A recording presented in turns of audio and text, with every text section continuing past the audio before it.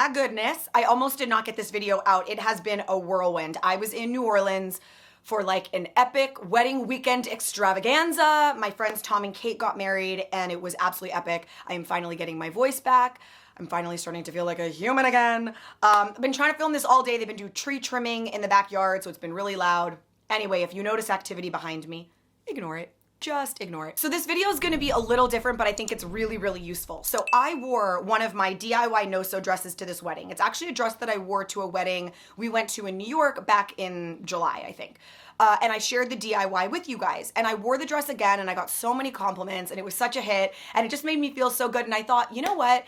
As we're getting into the holiday season, party season, it's really the perfect time to do like a try on and review of all of the fancy, schmancy, cocktail, red carpet, wedding worthy dresses that I've made over the years and share what I loved, what I would have changed, what's held up, what's really lasted, what was comfortable, what was annoying, all of those things so that if you want to make one of these pieces, you have all of the info. I will also include the original link for the full-length DIY tutorial in the description. So if one of the pieces that I'm wearing you really love, just scroll down, you can click it, watch it, make your own, totally one-of-a-kind, custom DIY piece for whatever fabulous extravaganza you have coming up in the next few months. So that's what we're gonna do. I'm gonna be wearing like a corset and a little slip skirt underneath most of these. That way I can sort of like try them on in front of you. And if you guys are new, I normally do DIY tutorials of home decor and fashion, lots of really, really fun stuff. So if you enjoy this video, you'll enjoy the DIY so much. I hope that you'll subscribe, join the fam, join the channel. It would make me so happy. Okay, let's do it. Okay, we are gonna start with this tinsel skirt. Now, this is a no-sew tinsel skirt that I made. This fabric comes in two different ways. It comes either in fabric that is all connected and sort of evenly spaced out, or you can buy it in trim. I bought mine in trim and I bought it downtown. I liked the ability to space it out exactly the way that I wanted it, as far apart. And I also did double layers so that it would be more saturated. All right, so I wore this skirt to New Year's Eve last year. It has held up great, nothing has come off. It feels amazing. You'll see in the video that I actually flat iron all of it so that it lays really flat. It also makes it really shiny when you do that because each sort of like foil piece is facing forward instead of kinked. So you get like maximum shine. It's so fun on. I wore it with like a turtleneck bodysuit and thigh-high boots. I absolutely love it. You can sew it, but the fabric glue really works as long as you're doing it with a skirt that's not stretch. So anytime you're doing fabric glue, just make sure that you don't do something stretch. And I'm actually going to be featuring this on Access Hollywood. I'll be on the show December 2nd, taping December 2nd. And anyway, I'm gonna be featuring this because it is still such a fun one and it really held up and it's perfect. Okay, let's grab the dress that I wore this weekend. Now, this was the no-sew dress, right? It is so simple. What I did end up doing is sewing, like, look, I mean, literally, I don't know, maybe 4 inches in the front. I sewed the front and the back barely, but sewed it closed. I liked the side open because I felt like I was able to make it lay flatter. When I wore it to the first wedding, I had nothing underneath and I actually liked the way that that deep V looked more, but I was more aware of like needing to make sure that nothing opened up. By wearing this sort of a corset underneath, it helped in 2 ways. One, I obviously had coverage, but the other thing that I liked is I actually safety pinned, like I lined it up just like this, and then right here on the back side, I went through and it was just like behind these little sequins so you couldn't see it, and it kept it just like this in the front. So it just made me feel a little bit freer. You wear it with a belt. Okay, I just grabbed it out of my suitcase. This belt was just a purse strap that I tied some ribbon to. The cutting that I did on the bottom, I wore with like a netting tulle skirt underneath it. So it provided a lot of volume and like swooshiness. So it gave it this look of being a really fancy, professional, like really slim, and then a little bit more volume on the bottom. But it was just because I was throwing this beautiful piece over basically another dress. When you're doing this DIY, really the biggest thing is gonna be your fabric. You just wanna make sure that you're getting a fabric that is gonna work really well, that you can cut without needing to hem it. Majorly recommend this bad boy. This next one I wore to a red carpet event. This is, I mean, I'll show you. It's like nothing. And so the only negative to it is that every time you want to wear it, you basically like have to build it again. It is, as you can see, just a rectangle of fabric. The thing that I don't like about it is that you basically have to do this every time you're gonna get into it. You need to like pin yourself in. So I show how to do it in the video, so I'm not gonna really like go too in depth. This dress is absolutely gorgeous and I loved wearing it that night. It still looks great, and if I had the patience right now to pin myself into it accurately, I would, and it's beautiful and the fabric is amazing. And this trim was really cool. It's almost like a camo sequin with these little I mean, it's just beautiful.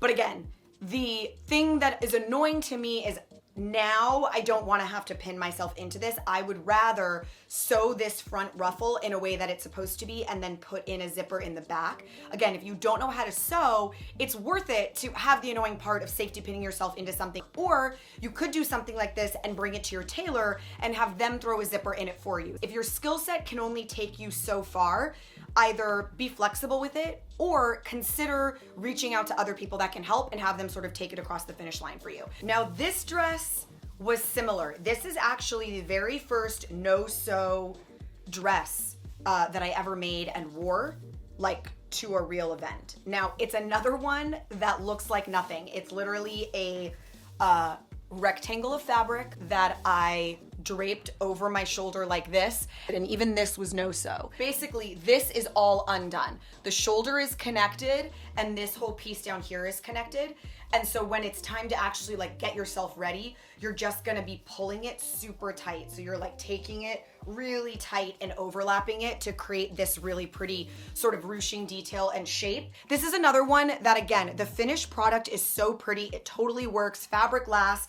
Everything is great. Everything is fine. But there's a little bit of DIYing you're gonna do to actually wear it that day. So again, love this one. If you have no idea how to sew, this is absolutely something you can make. I've had tons of people make this dress and share it with me on social media. So it's a really, really great one. If you do have the ability to sew, again, I would recommend maybe closing it up and then putting in a little side zip so you can get in and it always fits you like just right.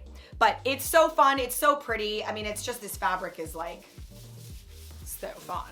This is one that's so easy. It started off as a no-sew DIY. After having done it, I would actually recommend hand sewing, which is still very simple. If you don't know how to sew, anyone can learn a needle and thread. When the fabric glue dries and it sort of connects to the sequins become hard, and then your inner seams become crunchy. So to me, the technique and the pattern of it, which was so easy, it's literally fabric folded in half and you like cut out an L shape and then sew up the L shape. It's insanely easy. I would just sew it up with a needle and thread. Still makes it super simple, but then it sort of stays soft. If you had, let's say, a really pretty slip dress that was like a silk slip dress that looked pretty enough on its own, you could throw something like this over it and really make it feel fancy. Even if you belted it and wore it as like a, I know it's not technically kimono, but like a cardigan dress, something like that with a nice big belt would be really pretty. You know, leather pants and a cozy sweater for a party, or again, worn belted. So I highly recommend this one. The no-sew sequin kimono is pretty killer.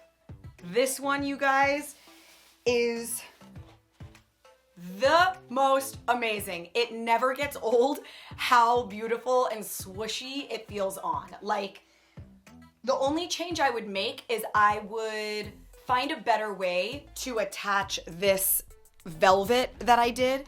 I fabric glued it, but when you tie it in the back, it kind of wants to pop off. So that's the only thing. I think I would come up with maybe a better way of doing this, but it is, I mean, it's just so fun. I've worn it with like graphic t-shirts. I've worn it with corset tops. I've worn it with sequin tops, floral, like really anything. And you could totally do this to a dress. So again, as long as the dress or the skirt that you're working with is not stretch and it has a zipper and it's tailored in some way, you can use fabric glue. You start at the bottom, you add your layer, you move up, you add your next one, you move up and all the way until you get to that very top. I really recommend making this one for year round. Absolutely always a good time. Huge fan. I wish I could convey how heavy this thing is. One of the most amazing things I think I've ever made. I mean, It feels so good. The original DIY was a hack of the Beyonce look she wore to the Lion King premiere. I think it was like a Balenciaga or Balmain, I don't remember. I bought a blazer that I ended up putting a zipper in the front here so that it could be worn either as a dress or open as a blazer. So it zips like this, and then right here there's a little hook to keep it closed.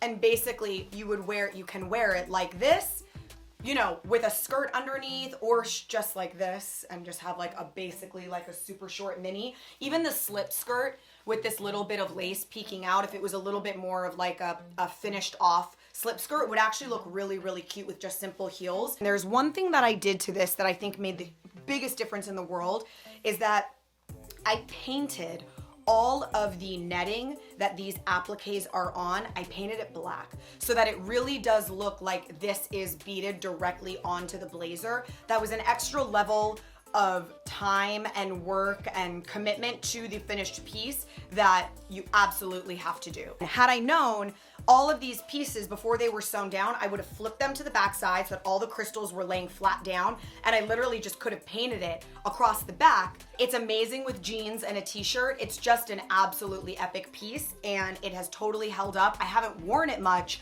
but it doesn't really matter. Like, I can feel that it's solid. I know how I made it, so I know it's never gonna come apart. And I think the idea of doing a hidden zipper so that it can be worn open as a blazer or closed as a dress is really cool. All right, I've tried to wait for this latest session of true trimming to end, but it won't end, so I'm just gonna keep going. This one right here, I'm not actually gonna put it on right now, just because, well, I don't feel like it. But it is still one that I really love. I wore this to a wedding June of 2020. What I did is as much as I could do on my own. So this was just a store-bought corset, cheap little store-bought corset, and some pretty fabric. I basically placed the fabric on top of the corset and hand tacked things down. When it got to the back, I found myself having a hard time doing it because I couldn't do it on myself in a way that was laying flat, and my dress form isn't exactly my size. So what I ended up doing is leaving a little bit of excess, bringing it to my dry cleaner and asking them to pin it on me and mark where they would put little snaps. So it just snaps closed like that.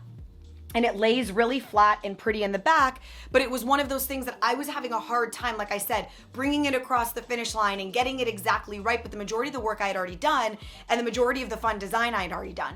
So this is one that still holds up. I've worn this with like jeans and a blazer before, and it's so cute. It's really good quality. It's on there. Nothing's coming off. Like, it's very, very strong. This is a great wedding dress hack. If you get a corset that fits you really well, invest in a corset that fits your body perfectly, and then you get some really cool fabric and literally just pin it to the corset. You'll end up with all of that structure that the corset provides without any of the know-how or the need to have the know-how of how to do that on your own. The corset is doing half the work for you. So that's a really, really great way of making something that looks super fancy and still feels really tailored and structured to your body without knowing how to do it. I obviously would not normally be wearing black undergarments under this, but you know, trying to keep it simple. It was part of like a crystal fringe DIY. I made a sweatshirt, I made a pair of shorts, I did like a bunch of stuff. And then I ended up doing this dress. The dress is amazing. The only problem is I need to take it in. So I haven't worn it because I feel like in order for it to look really cool, I really need to like take the whole thing in and have all of this be super structured. And it's not, so I don't ever wear it, which is such a stupid thing. As I'm saying it, I'm like, why don't I just take it in? I'm such an idiot. Anywho, see if you can get your hands on some cool fringe trim. It's really gonna go a long way in making the piece look special because there's just that little pop of glitz and glam and movement and weight. Hear that weight? This one right here, I'm not even gonna try on. It's amazing. I wore it on Access Hollywood when I did a DIY segment. It is just a oversized sweatshirt that I added some matching fringe to. You know what? Why am I gonna try on everything and not this one? Why? Why would I do that? Put it on, Orly. Just put it on. You can see my laziness of being in like vacay mode. a lot. There we go. Every time I wear it, I get compliments. Because the length is just a sweatshirt, I do need to wear a little white slip underneath it so that it gives me, because see the sweatshirt like has that little thing on the side. So I wear a slip that I have underneath. Looks really cute actually. The biggest thing when you are working with materials like fringe and sequins and crystals is that that's the whole thing, right? Like that is the whole thing. So you really want to make sure that you buy stuff that looks cool. This was a Walmart sweatshirt. Like the sweatshirt doesn't matter. This is what I need to spend my money on, not this. So just keep that in mind when you're looking for materials to make pieces that feel fancy. The fancy part should feel fancy. I am saving my favorite for last. Now, before I put it on, you can see a couple of these guys have popped off and re-sew some of them down. You can see they're literally hanging by a thread. Okay, I can do it. I wore it to a red carpet and I haven't had another event that felt worthy of such a like statement, focal point, like holy cow piece. It might be too epic for like a wedding. You know, when you go to a wedding, you want to look great and like look amazing and like all that stuff, but it's about the bride. And I always feel like this is maybe a little bit like attention stealing, but I love it. Now, what I did in the video is all of these were glued and sewed down. Some of these guys I didn't actually sew down, and those are the ones, some of them popped off because I never sewed them. So what I will say is if you're gonna do this one, sew them down. Just take the time, do 10 pieces at a time, move on with your life, go back, do another 10 pieces. But this dress is one of the most beautiful things I think that I own, and it's a DIY, which makes it really special. I saved a ton of the mirrors, so I can always go back in and like add in more and tack them down. I don't know, maybe I did like 250 mirror pieces. I think I lost maybe 10 in a 8-hour night of sitting, eating, dancing. Like it was a full party and I was up and down and down. A lot of people asked if it hurts when you sit. It doesn't. Like you can crunch. It doesn't do anything. It never gets old. So this is probably one of my favorite. I just sadly feel like I haven't had a place to wear it because it's like so very epic. All right.